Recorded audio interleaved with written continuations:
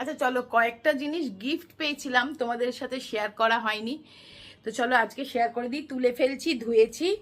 এই দেখো, এইরকম একটা বাটি আমার এক ননদ এসেছিল, সে দিয়েছে, মানে সুবীরের মামাতো বোন, ওরা এসেছিল, তা আমার জন্য, আমি ভালোবাসি বলে ক্রকারি। তো দেখো, এই একটা সুন্দর না বাটি, বেশ বড় বাটিটা আছে, মানে বেশ অনেকটা তরকারি, অনেকটা ডাল বা পায়েস করলে অনেকটা এরকম রাখা যাবে, মাইক্রোওয়েভ সেফ। এই দেখো, এই একটা বাটি, এইটা প্ল্যাটার একটা, যে কোনো কিছু তুমি যা ইচ্ছে সার্ভ করা যায়, বা এমনি সেন্টার টেবিলের ওপর সাজিয়ে রাখলেও ভালো লাগে, ডাইনিং টেবিলে, সেন্টার টেবিলে। ওই ধরো তোমার এরকম রেখে, আর সেই ড্রাই ফ্লাওয়ার্স রাখলে ফ্রেগ্রেন্স ভালো লাগে, এরকম একটা ট্রে। তো এই দুটো দিয়েছে, ওই একটা ননদ এসেছিল আমার, ওই দিদি দিয়েছে। আর আমার বৌদি, ওই যে মাস্তুতো দাদার বউ মান্তু, ও দিয়েছে এই চাদরটা একটা, ও এসেছিল তো চাদর নিয়ে এসছে। দেখো কি সুন্দর চাদরটা দেখতে, বাটিক প্রিন্টের। এই দেখো, এই গিফট গুলো তোমাদেরকে না দেখিয়ে তো আমি তুলতে পারছি না। এই দেখো, হাতি হাতি, আর এই যে ভেতরটা এরকম। পাতবো যেদিন সেদিন আবার তোমাদেরকে বলে দেব, আজকে আর পাচ্ছি না। একটা কোনো অনুষ্ঠানই, পয়লা বৈশাখ আসছে তখন পাতবো, ঠিক করেই রেখেছি। এই চাদর, এই কটা জিনিস ছিল আমার গিফটেড, অনেকদিন থেকেই পড়েছিল, তো সেটা তোমাদের সাথে শেয়ার করলাম আজকে। কেমন হয়েছে জানিও। আর এবার চলো ব্লগটা কন্টিনিউ করি। তো দেখো, আমি এই জামাটা পরলাম, যাবো মাসিমণির বাড়ি। তো দেখো, এটা একটা কুর্তি পরলাম, আর আজকে আর শাড়ি পরছি না, কারণ এখন সকাল থেকে যাব, তো সারাটা দিন শাড়ি পরে বসে থাকা যায় না, একটুখানি ভালো করে মজা করা যায় না, সেই জন্যে। তো চলো এবারে একটুখানি মুখটা পরিষ্কার করি। তা আজকে তোমাদেরকে আমি একটুখানি দেখাবো আমার সামান্য সাজুগুজু কিরম করে করি। তো সেটা আমি শর্টস ফর্মে বানাচ্ছি, শ্যুটটা করছি মানে শর্টস করে, লম্বালম্বি। তো যাই হোক, তোমরা দেখো, চলো। তো দেখো, যেহেতু সকালবেলার জন্যে সাজুগুজু করছি, তো খুব একটা বেশি তো কিছু করবো না, স্নান করে এসেছি, এর মুখে ফেস ওয়াশ লাগিয়েছিলাম যেহেতু, সেই জন্যে মুখটা তো একটুখানি হয়ে যাবে, ড্রাই হয়ে যাবে। ফেস ওয়াশ লাগানোর পর একটু ময়েশ্চারাইজার লাগানো উচিত। আর ফেস ওয়াশ লাগানোর পর আমি একটু গোলাপ জল আগেই লাগিয়ে নিয়েছিলাম। গোলাপ জলটা না টোনার হিসেবে ভীষণ ভালো, আমি সবসময় গোলাপ জল ইউজ করি। আর এটা আমি লাগালাম একটা রাইস ওয়াটার, মানে ক্রিম ময়েশ্চারাইজার। আর এটা একটা সানস্ক্রিন লাগাচ্ছি, যেহেতু সকালবেলা একটু সানস্ক্রিন তো লাগাতেই হবে। তবে অতিরিক্ত সানস্ক্রিন লাগালে না আমার বড্ড বেশি ঘাম হয়, কিন্তু তবু ওটা স্কিপ করা একদমই যাবে না, যার জন্য এটা দেখো ভালো করে একটু গলায় টলায় সব জায়গায় লাগিয়ে নিচ্ছি। আর আমার বডি সানস্ক্রিন আলাদা আছে, সেটা আমি হাতে লাগিয়ে অলরেডি নিয়েছি স্নান করে এসে ময়েশ্চারাইজারের বদলে। এবার দেখো, আমি একটুখানি চোখের মেকআপ কিছুই করব না আজকে, যেহেতু একটু ভিডিও শ্যুট করছি বলে এটা করছি, তা নাহলে হয়তো করতাম না। তা একটু ব্রাউন শেডটা নিয়ে, ডার্ক ব্রাউন শেডটা নিয়ে একটু জাস্ট মানে চোখের ওপর পাতায় একটু জাস্ট একটু শেড করে নিলাম, বেশি না। তারপরে আইশ্যাডোটা পরলে না খুব সুন্দর দেখতে লাগে। আর এই কাজলটা রেনের আমি নতুন কিনেছি, ভীষণ ভালো গো, খুব ভালো, বেশ কোয়ালিটির। আর এটা হচ্ছে তোমার মার্সের একটা লিপ লাইনার, এটা ব্রাউন শেডের। তো এটাই একটুখানি জাস্ট লিপ লাইন করে নিচ্ছি। লিপটা না লাইনিং করে নিলে লিপস্টিক লাগালে ভীষণ সুন্দর লাগেও, আর লাগাতেও সুবিধা হয়, মানে ধেবড়ে যায় না, বেরিয়ে যায় না, বেশ লাইনের ভেতর থাকে, ভালো লাগে। তো দেখো, এই ব্রাউন শেডের লিপস্টিকটাই আমি লাগিয়ে নিচ্ছি। এটা একদম ক্রিমি লিপস্টিক, কোনো রকম অসুবিধা হবে না, ড্রাই হয়ে যাবে না। আর একটা টিপ অবশ্যই পরে নিলাম, ব্যাস রেডি। আর মেট্রোয় যাব।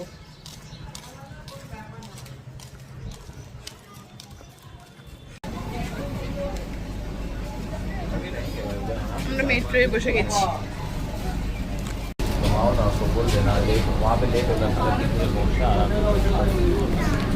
চলো, আমরা নেমে গেছি।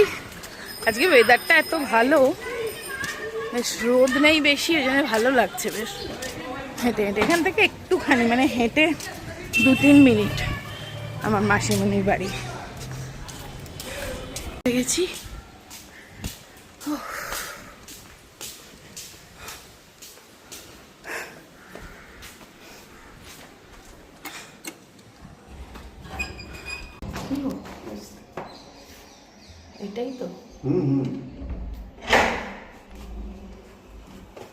বাবা ওই অব্বে খুলে দিয়ে পালিয়েছে, ও বাড়িতেও তাই করে জানিস, এত বদমাস। আসো আসো। কি দিদি কেমন আছেন? কতদিন পরে আপনার বাড়ি এলাম। বাবা সব সেজে কি হ্যাঁ সেজে আমাকে ফোন করেছিল তো, আমাকে দেখিয়েছিল। হ্যাঁ সব চলছে। কি মেঘ করে আছে গো। এখানটা কি সেট করবে নাকি? না এখানটায় করা হয়েছিল, বন্ধ হয়ে গেছে। হ্যাঁ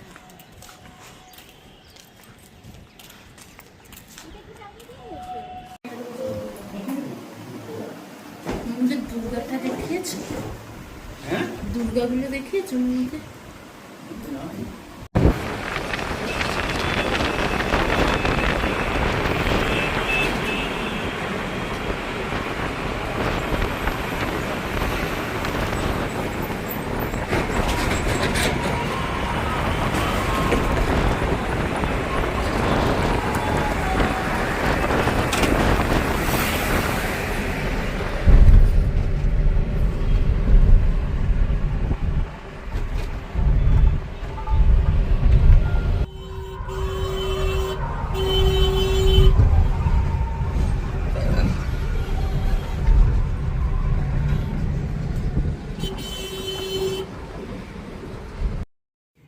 গুড মর্নিং, আজকে নেক্সট ডে মর্নিং।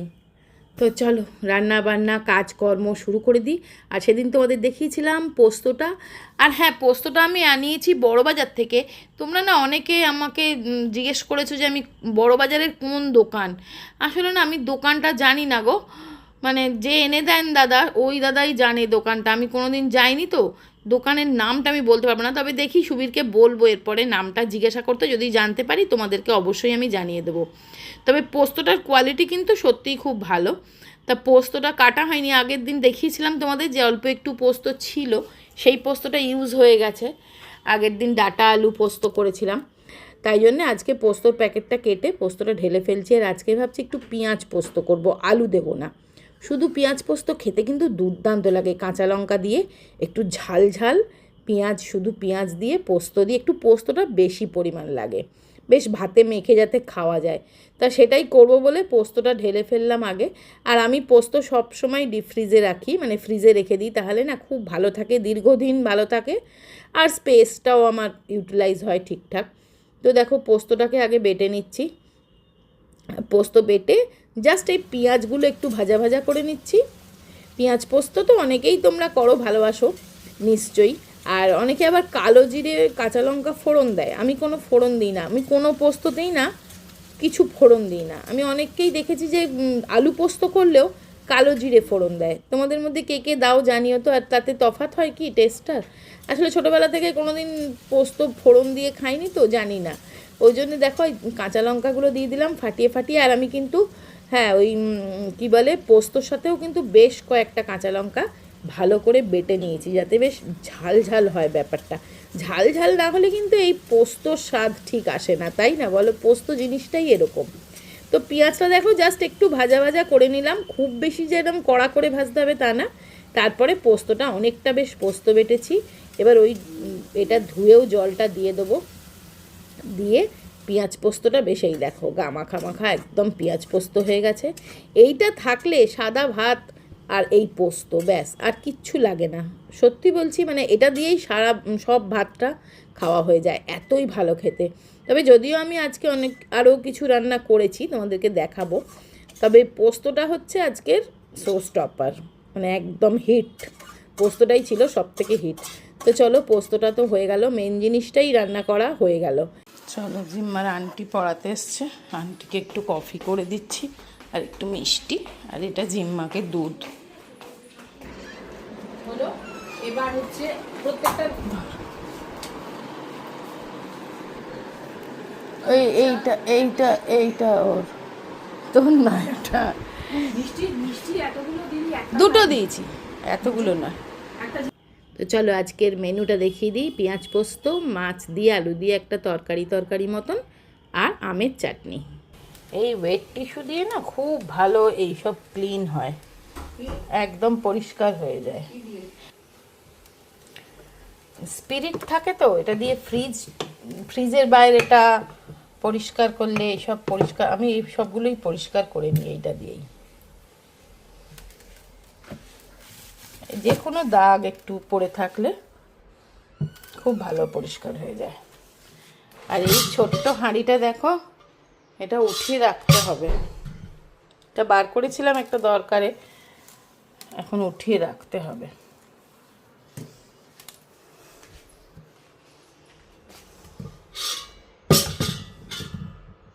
সুন্দর না? এটা আমি ডেলি ইউজ করি না, তাহলে না এই গ্লেজটা চলে যাবে, ওই জন্যে। কালবৈশাখী,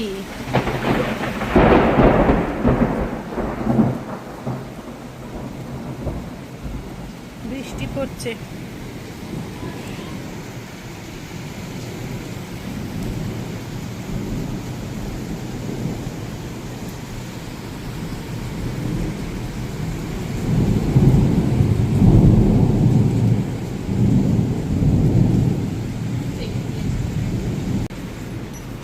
এই দেখো জিম্মা এসে গেছে মামার বাড়ি ঘুরে, তাই তো? হ্যাঁ, কেমন ঘুরলি বল? ভালো। ভালো ঘুরলি? হ্যাঁ, গরম গরম। একটু ফিশ ফ্রাই ভাজছি। ফিশ ফ্রাই মানে বানানোই ছিল কাঁচা, আমি যেরকম ফ্রিজে রেখে দিই। এখন জিম্মার খেতে ইচ্ছে করছে, ওই জন্য আমার আর জিম্মার দুজনের দুটো ভাজছি। আর দেখো না, আমি একটু বেরিয়েছিলাম এই মুড়ি টুড়ি এগুলো কিনতে, আর এত জোর বৃষ্টি এসে গেছে, পুরো ভিজে গেছি। তাড়াতাড়ি করে এসে আগে মানিকে খেতে দিলাম, তারপরে এটা করছি। সুবীর নেই, সুবীর অফিসের কাজে বাইরে গেছে। আর এত ভিজে গেছি দেখো, পুরো ভিজে গেছি। আর আমি ছিলাম না সেই সময় জিম্মা কি করেছে জানো? দাঁড়াও দেখাচ্ছি।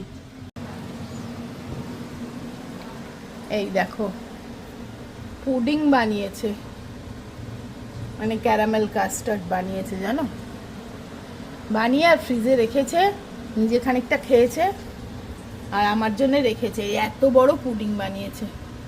আমি বারণ করি যে আমি থাকবি না, এই সরি, আমি যখন থাকবো না একদম গ্যাস জ্বালাবি না, ও শুনতে চায় না।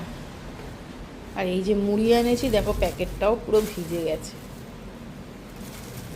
না, এই মুড়িটা বের করে রাখতো, নাহলে নরম হয়ে যায় যদি, ভিজে গেছে ওপরের প্যাকেটটা।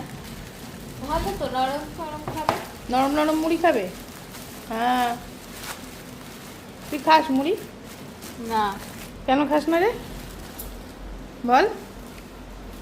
বুড়ি, ভালো খেতে। বুড়ি হয়ে যাবি বলে?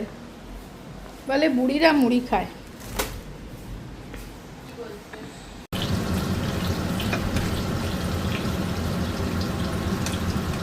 এই নে ধর।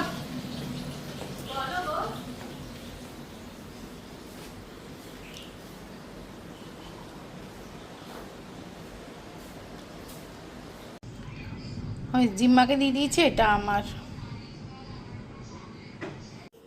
তো চলো, একটু মোমো খিদে পেয়েছে বলে একটু মোমো স্টিম করছি। আর এটা আমি ওই 11-র মাল্টি কুকার কাম কেটেলটাতে করছি, ওটাতে খুব ভালো স্টিমিং হয়। দেখো স্টিম দিচ্ছি, মোমোগুলো দারুণ, একদম পারফেক্ট, মোমো মেকারের থেকেও বোধহয় ভালো, সহজ, মানে একদম দারুণভাবে স্টিম দেওয়া যায়। আর হ্যাঁ, তোমরা একজন আমাকে জিজ্ঞাসা করেছো যে এর ভেতরে আলু বা যে কোনো ভেজিটেবলস বয়েল করা যায় কি না। অবশ্যই বয়েল করা যায়, যেভাবে আমি দেখিয়েছি সব কিছু বয়েল করেও তো আমি দেখিয়েছি, বিট গাজর সব কিছু বয়েল করা যায়। আবার যখন বানাবো অবশ্যই তোমাদের সাথে শেয়ার করব। আর এটা ভেতরটা যেহেতু স্টেনলেস স্টিল বডি, কোনো রকম হার্মফুল নয়। ওই দেখলে তো স্টিমারটাও তোমার স্টেনলেস স্টিলের, তো এটা তোমরা কিন্তু আনাতে পারো, লিঙ্ক আমি ডেসক্রিপশন বক্সে দিয়ে দেবো। মোমোস মোমোস